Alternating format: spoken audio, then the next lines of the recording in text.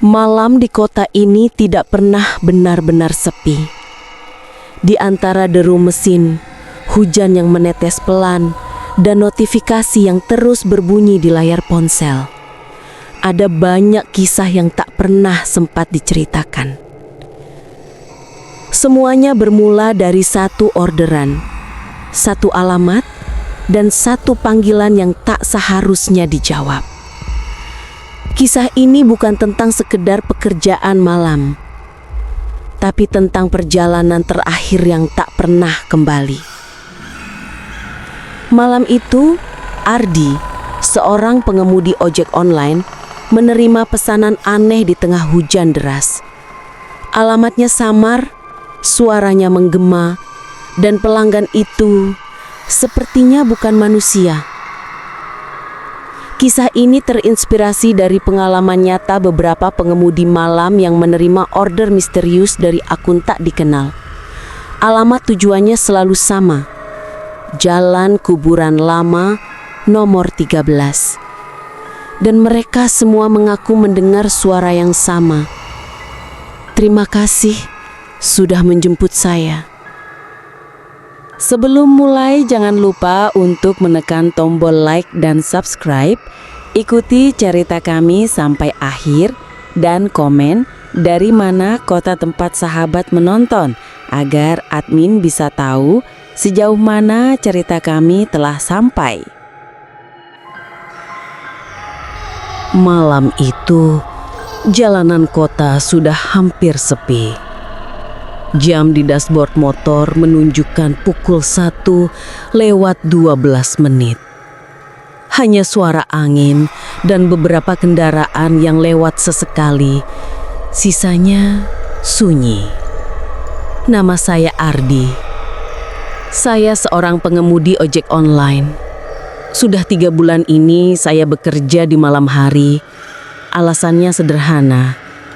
Karena di malam hari persaingan lebih sedikit dan pendapatan bisa 2 kali lipat. Tapi malam itu, saya tidak pernah menyangka kalau sebuah order sederhana bisa mengubah hidup saya sepenuhnya.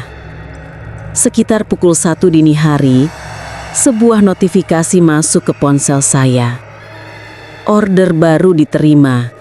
Lokasi penjemputan Jalan Kuburan Lama nomor 13. Saya sempat terpaku. Nama jalannya saja sudah membuat saya ragu. Tapi karena saat itu tidak ada order lain, saya terima saja. Tarifnya lumayan besar untuk jarak yang tidak terlalu jauh. Profil pelanggan bernama Ibu Rani. Ratingnya 5 bintang, sudah ratusan kali order. Tapi foto profilnya aneh. Hanya bayangan hitam tanpa wajah.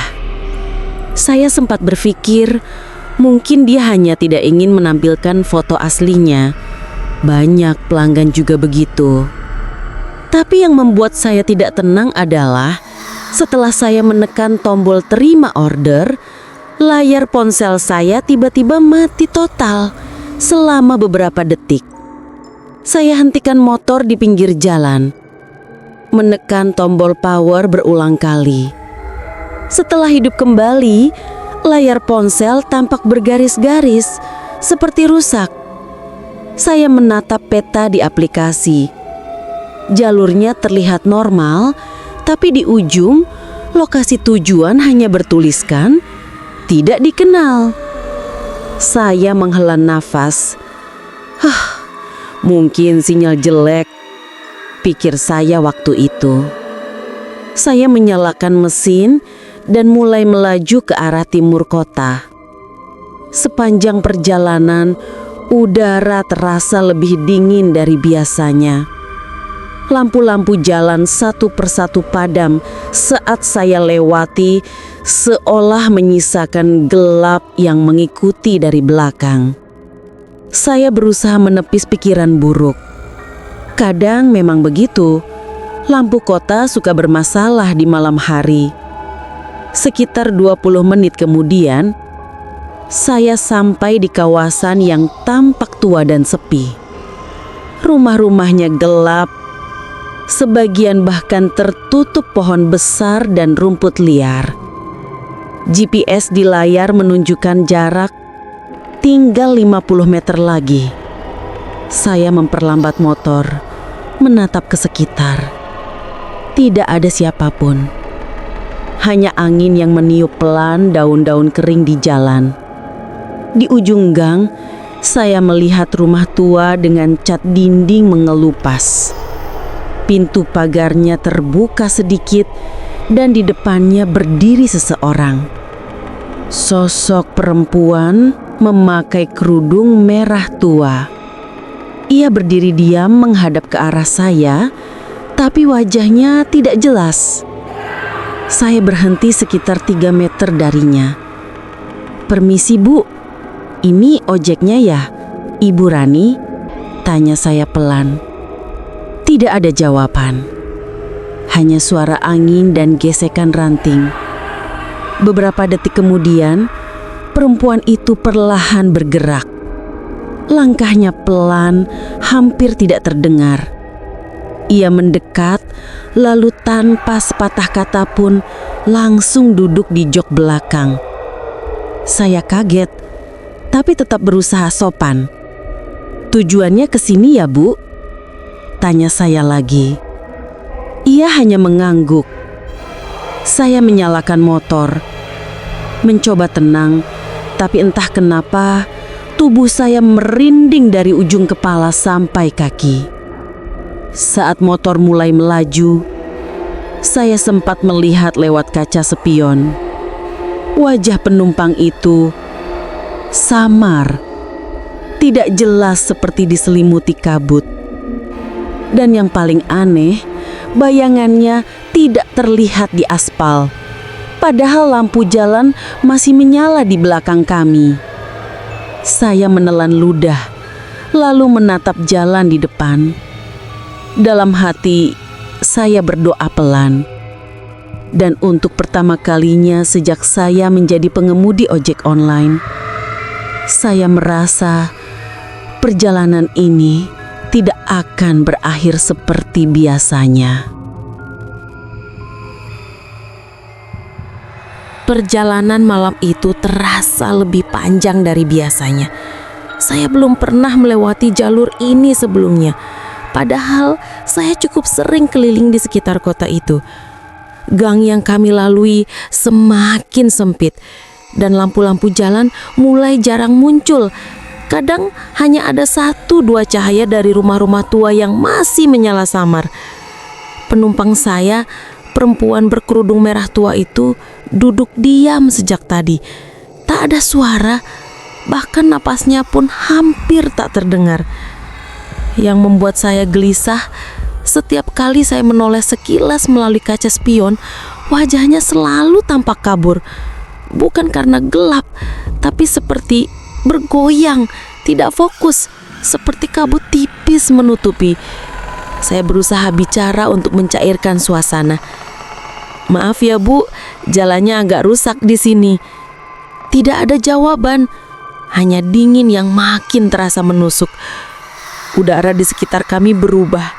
Semula hanya sejuk, kini seperti udara di dekat kulkas yang terbuka. Saya menarik gas sedikit lebih cepat, berharap segera sampai di tempat tujuan. Namun, sesuatu mulai terasa aneh. GPS di layar ponsel menunjukkan arah yang berbelok ke kanan, menuju jalan kecil di pinggir pemakaman. Saya sempat ragu, tapi arah panah di peta terus bergerak dan jarak ke tujuan tinggal 200 meter. Saya menelan ludah. "Bu, ini lewat sini ya? Jalannya ke arah kuburan." Kali ini perempuan itu menjawab, tapi suaranya pelan sekali, hampir seperti bisikan yang keluar dari dalam helm saya sendiri. "Iya Mas, terus saja." Nada suaranya datar, dingin, tapi yang paling mengganggu adalah suara itu seperti tidak keluar dari belakang saya. Entah dari mana datangnya, tapi seolah dari dalam kepala. Saya mulai merasa ada sesuatu yang salah. Jalan yang kami lalui makin gelap. Dinding di kanan kiri berupa pagar tembok tinggi, dan di ujung tampak gerbang besi bertuliskan Pemakaman Umum Sumberjati. Saya hampir menghentikan motor, tapi tiba-tiba penumpang itu berkata lagi, lebih jelas kali ini, "Jangan berhenti, sudah dekat." Nada suaranya membuat bulu kuduk saya berdiri. Saya tidak tahu kenapa saya masih menuruti. Mungkin karena rasa takut lebih besar daripada logika. Saya teruskan laju motor perlahan melewati gerbang pemakaman. Di dalam, suasana benar-benar sunyi. Tidak ada suara serangga, tidak ada angin. Hanya bunyi ranting patah ketika ban depan melindasnya. Saya menoleh sebentar ke spion dan saat itulah saya sadar. Bayangan saya terlihat jelas di bawah cahaya lampu motor. Tapi bayangannya tidak ada. Tidak ada apa-apa di jok belakang. Padahal saya masih bisa merasakan beban seseorang di belakang saya. Motor terasa berat, bahkan jok belakang sedikit turun. Saya berhenti mendadak dan menoleh cepat ke belakang. Kosong. Hanya ada udara dingin yang menghantam wajah saya. Saya gemetar, lalu suara GPS berbunyi sendiri. Anda hampir sampai di tujuan. Saya melihat ke layar ponsel. Titik tujuan itu kini berpindah, bukan ke rumah, bukan ke tempat lain, tapi tepat di tengah area pemakaman. Di bawah tulisan lokasi Anda muncul pesan singkat, "Terima kasih sudah menjemput saya, Mas Ardi." Saya menjatuhkan ponsel dari tangan saya sendiri. Dari arah belakang, samar-samar terdengar suara langkah pelan, diikuti bunyi seperti kain basah diseret di tanah. Saya tak sempat menoleh lagi. Saya langsung menarik gas dan pergi secepat mungkin keluar dari gerbang. Udara di luar terasa normal kembali, tapi perasaan aneh itu tidak hilang. Sepanjang jalan pulang, saya merasa ada yang duduk di belakang saya lagi. Tak terlihat, tak bersuara, tapi beratnya sama seperti tadi. Setelah keluar dari kawasan pemakaman itu, saya melaju tanpa arah. Hanya ingin menjauh sejauh mungkin dari tempat tadi. Namun semakin lama saya berkendara, semakin aneh rasanya. Jalan yang saya lewati seperti tidak berujung. Tadinya saya yakin menuju arah kota, tapi kini lampu-lampu rumah dan rambu lalu lintas menghilang. Hanya ada jalan aspal lurus tanpa tanda kehidupan sama sekali. Ponsel di dashboard motor saya masih menyala, tapi sinyalnya hilang. Dan di layar GPS, garis jalur perjalanan saya berubah, tidak lagi menunjukkan jalan yang pernah saya kenal. Warna hijau di peta berubah menjadi abu-abu. Hanya tersisa satu garis merah tipis berkelok-kelok. Tidak ada nama jalan, tidak ada ikon bangunan. Di bagian atas layar tertulis pesan aneh, "Mode rute usus aktif." Saya berhenti di pinggir jalan, mencoba menutup aplikasi, tapi tidak bisa. Tombol kembali tidak berfungsi, dan saat saya menekan ikon keluar, layar justru menampilkan peta baru dengan tulisan besar di tengah. Teruslah mengantar. Saya menatapnya lama. Pelan-pelan perasaan dingin kembali merayap. Malam itu benar-benar sunyi. Bahkan suara jangkrik pun tak terdengar. Saya mencoba menenangkan diri. Mungkin sistemnya error, pikir saya. Tapi rasa takut sudah mulai menekan dada. Saya memutuskan menyalakan motor dan berbalik arah. Namun begitu saya berputar, jalan di belakang saya tidak lagi sama. Tidak ada persimpangan, tidak ada pemakaman, tidak ada rumah-rumah tua. Hanya jalan lurus dengan kabut tebal di kejauhan. Saya menelan ludah, mulai panik. Udara semakin lembab dan aroma melati samar-samar tercium di sekitar saya. Aroma itu menguat, seperti seseorang menabur bunga tepat di belakang saya. Dan tiba-tiba ponsel saya bergetar keras. Saya melihat layarnya. Ada notifikasi masuk dari aplikasi. Sebuah pesan dari akun Ibu Rani. Tulisannya di pesannya pendek. "Jangan tinggalkan saya di sini." Saya menjatuhkan ponsel ke tanah. Dari kaca spion, samar-samar saya melihat sesuatu. Sosok perempuan berkerudung merah itu kembali duduk di belakang saya. Padahal saya tidak merasakan apapun saat ia naik. Tidak ada suara langkah, tidak ada sentuhan. Hanya tiba-tiba ia sudah di sana. Saya ingin berteriak, tapi suara saya tidak keluar. Jantung saya berdetak cepat, tangan saya gemetar di stang motor. Sosok itu diam, tapi dari bawah kerudungnya saya bisa melihat air menetes. Seperti air hujan, tapi lebih kental, berwarna gelap. Suara bisikan kecil terdengar dari belakang, begitu pelan tapi jelas di telinga saya. "Mas Ardi, saya belum sampai." Saya menutup mata, menekan gas sekuat-kuatnya. Motor melaju cepat menembus kabut, dan ketika saya buka mata lagi, jalan di depan saya tiba-tiba terang. Saya sudah keluar dari kawasan itu. Di depan saya terlihat jalan besar dan beberapa kendaraan lewat. Saya berhenti di pinggir jalan, berusaha mengatur nafas. Ponsel saya tergeletak di jok depan, tapi layar peta masih terbuka. Dan di bawah tulisan "Tujuan Anda" muncul pesan baru. "Anda hampir sampai di rumah saya." Saya menatap pesan itu lama. Darah saya serasa berhenti mengalir ketika sadar alamat yang tertulis di bawahnya bukan lagi Jalan Kuburan Lama nomor 13, tapi alamat rumah saya sendiri. Saya tidak tahu bagaimana menjelaskan apa yang saya rasakan malam itu. Setelah menyadari alamat tujuan berubah menjadi rumah saya sendiri, tubuh saya langsung lemas. Saya matikan motor, turun pelan-pelan dan memandang sekeliling. Udara malam tiba-tiba terasa berat, seperti ada yang menekan dada saya dari belakang. Saya mencoba menutup aplikasi ojek online di ponsel, tapi layar hanya menampilkan pesan antar penumpang ke tujuan. Saya menekan tombol batal, tidak ada respon. Saya tekan berulang-ulang sampai jari saya pegal, tapi layar tetap menolak. Akhirnya saya paksa restart ponsel. Ketika menyala, layar peta otomatis terbuka lagi dan notifikasi suara terdengar dari speaker. "Terima kasih sudah mengantarkan saya, Mas Ardi."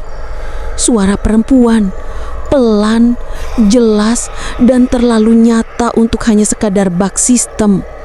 Saya hampir menjatuhkan ponsel dari tangan. Saya yakin itu suara penumpang yang tadi duduk di belakang saya. Saya bergegas menuju warung kopi 24 jam yang ada di tepi jalan besar. Saya duduk di sana, mencoba menenangkan diri sambil menyeruput kopi yang rasanya hambar karena tangan saya masih gemetar. Pemilik warung, seorang bapak paruh baya, menatap saya lama. "Mas, pucat sekali. Dari mana?" tanyanya. Saya menjawab pelan, "Dari arah timur, lewat kuburan lama. Tadi mantar penumpang ke situ." Bapak itu langsung berhenti mengelap gelasnya. "Kemana?" katanya dengan nada berubah. "Jalan Kuburan Lama nomor 13, tapi katanya rumahnya di situ." Wajah bapak itu menegang. Ia menarik kursi dan duduk di depan saya.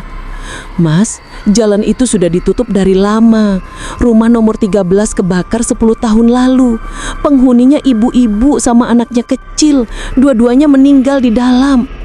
Saya tertawa gugup, setengah tak percaya. "Mungkin beda tempat, Pak. Saya tadi lihat rumahnya masih ada." Bapak itu menggeleng. "Enggak, Mas, saya orang sini.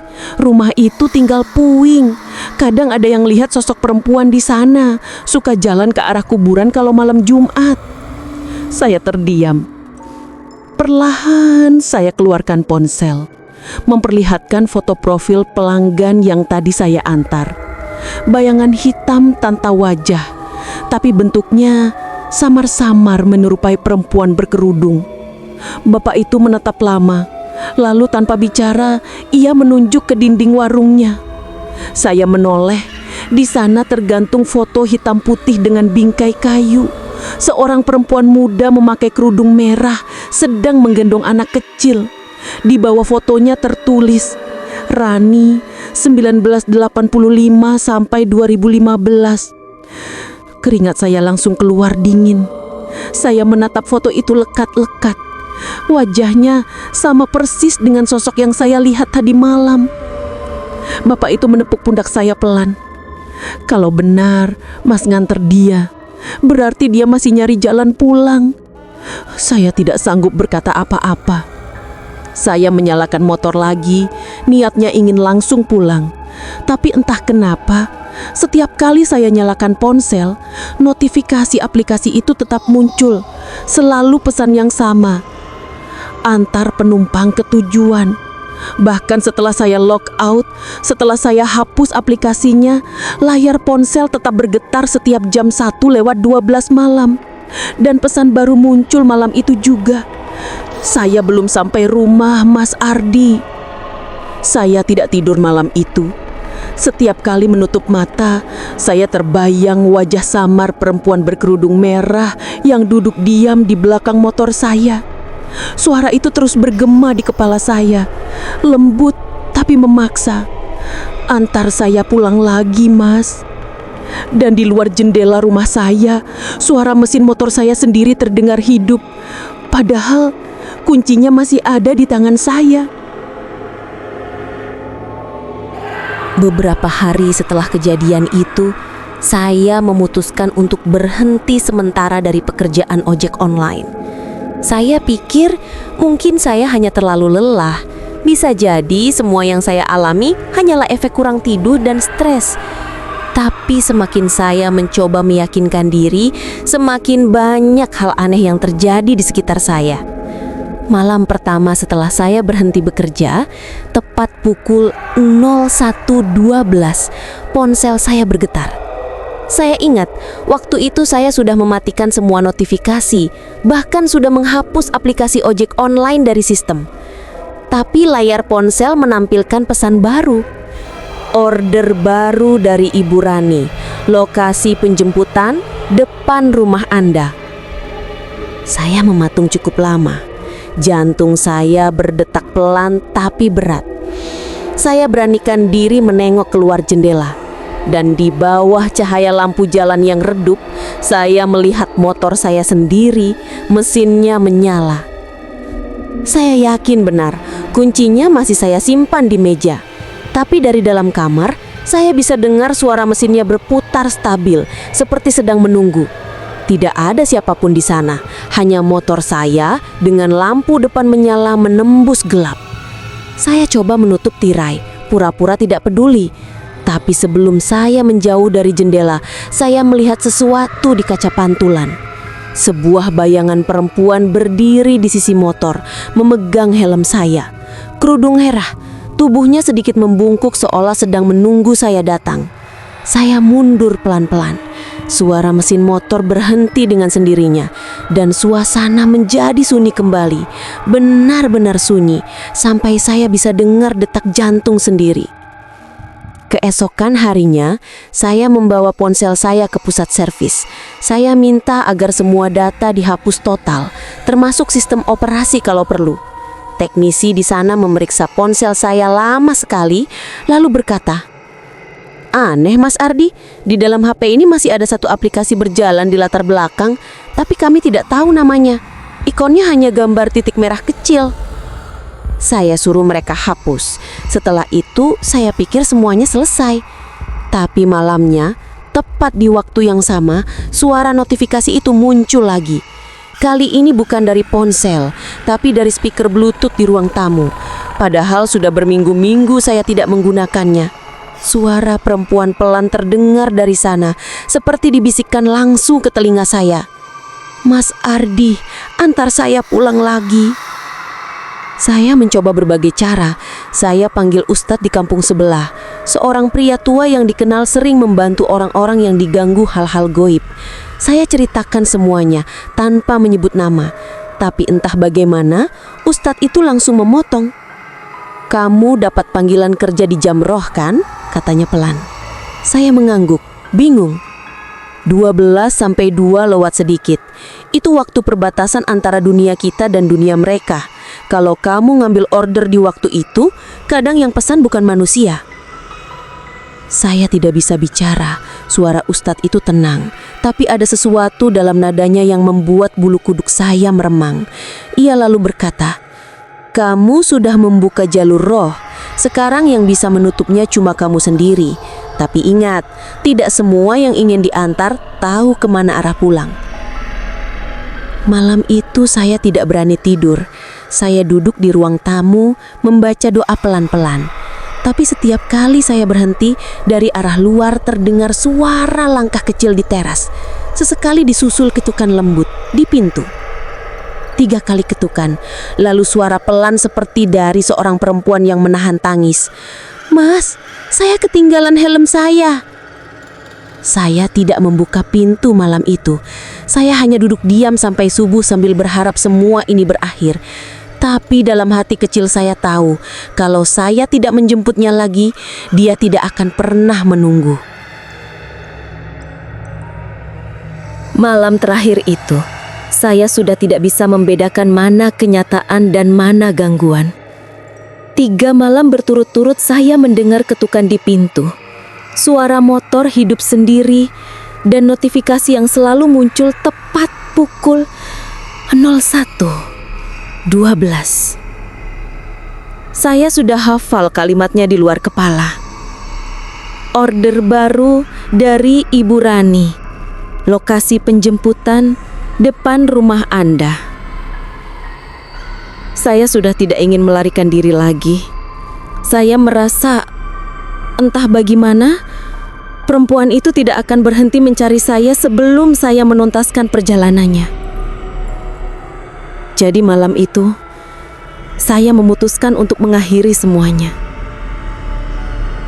Saya berdiri di depan cermin, memakai jaket kerja saya yang sudah lama tergantung di paku. Helm saya ambil dari gantungan. Dan entah kenapa, di bagian dalamnya ada sehelai rambut panjang berwarna hitam. Saya tidak tahu bagaimana bisa ada di sana. Tapi saya hanya menatapnya sebentar, lalu meletakkan helm itu di kepala. Di luar motor saya sudah menyala. Lampu depannya memantulkan kabut tipis di udara. Saya duduk di atasnya, membuka ponsel yang kini kembali hidup sendiri. Di layar, rute perjalanan muncul otomatis, dan arah panah menunjuk ke satu titik yang sama seperti malam pertama. Jalan Kuburan Lama, nomor 13. Saya menarik napas panjang. Tanpa pikir panjang lagi, saya menekan tombol mulai perjalanan. Suara perempuan di aplikasi terdengar jelas, kali ini tanpa gangguan. "Terima kasih Mas Ardi, ayo pulang." Saya tidak tahu dari mana datangnya keberanian malam itu. Mungkin karena saya sudah terlalu lelah untuk takut.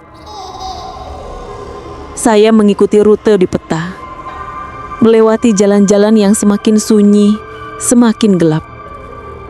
Kabut menebal, dan setiap kali saya melintasi di bawah lampu jalan, bayangan saya di aspal tampak 2. Satu milik saya, dan satu lagi berdiri di belakang. Saat memasuki jalan menuju pemakaman, ponsel saya bergetar lagi. Di layar tertulis pesan baru. "Terima kasih sudah menjemput saya lagi." Saya menoleh sekilas ke spion, dan kali ini saya bisa melihatnya jelas. Wanita berkerudung merah itu duduk tegak di belakang saya. Wajahnya pucat, mata kosong menatap lurus ke depan. Namun, tidak ada pantulan wajahnya di spion. Hanya tubuhnya yang kabur, seperti asap. Saya tidak bicara apapun. Saya hanya membiarkan motor terus melaju menembus kabut, mengikuti arah GPS yang kini berputar liar tanpa bentuk. Dan akhirnya, motor saya berhenti sendiri di sebuah tempat yang sudah sangat saya kenal. Gerbang besar dengan tulisan berkarat. Pemakaman Umum Sumberjati. Saya turun dari motor. Ponsel saya masih di tangan dan di layarnya muncul pesan terakhir. Anda sudah sampai di rumah saya. Saya berjalan pelan melewati gerbang itu. Udara dingin, tanah lembab dan aroma melati begitu kuat. Di tengah barisan nisan, saya melihat sosok perempuan berkerudung merah sedang berlutut di depan sebuah makam. Ia menunduk lama, lalu menoleh perlahan ke arah saya. Wajahnya kini tampak jelas, pucat, tapi tenang. Ia tersenyum, lalu bibirnya bergerak pelan, seolah berucap, "Terima kasih, Mas Ardi." Setelah itu semuanya gelap. Saya tidak ingat apa-apa lagi. Keesokan paginya, warga sekitar menemukan motor saya terparkir di depan pemakaman. Mesinnya masih menyala, lampu depan masih hidup. Tapi saya tidak ada di sana. Yang mereka temukan hanya helm saya, tergeletak di tanah, dengan setangkai bunga melati basah di dalamnya.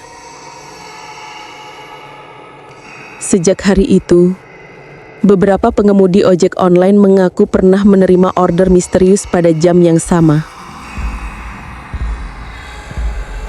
Nama akunnya berbeda-beda, tapi alamat penjemputannya selalu sama.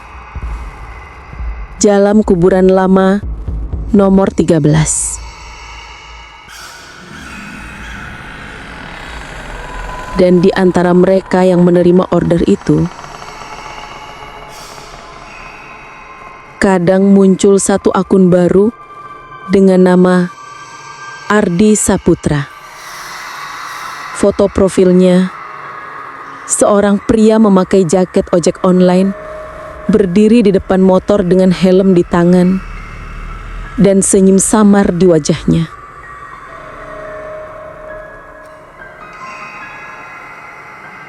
Malam ini, kisah kita berakhir.